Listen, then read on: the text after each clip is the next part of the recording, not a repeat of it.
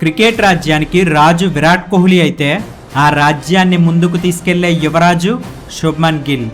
గవాస్కర్ నుండి టెండూల్కర్ వరకు, టెండూల్కర్ నుండి కోహ్లీ వరకు ఇండియా బ్యాటింగ్ లెగసీ ఒక పరంపర. నెక్స్ట్ ఎవరు అని ప్రపంచం అడిగినప్పుడు బ్యాట్తో సమాధానం చెప్పిన ఒకే ఒక్క పేరు Shubman Gill. Under 19 world cup నుంచి ఇంటర్నేషనల్ డబుల్ సెంచరీ వరకు అతని జర్నీ ఒక బ్లాక్ బస్టర్ మూవీలా ఉంటుంది. టెక్నిక్లో క్లాస్, షాట్ కొట్టే విధానంలో మాస్, బౌలర్స్ని కొట్టడానికి అతను పవర్ వాడతాడు, ప్యూర్ టైమింగ్ వాడతాడు. 23 ఏళ్ల వయసులోనే ఓడిఐలో డబుల్ సెంచరీ కొట్టి ప్రపంచంలో ఎవ్వరికీ సాధ్యం కాని రికార్డు సృష్టించాడు.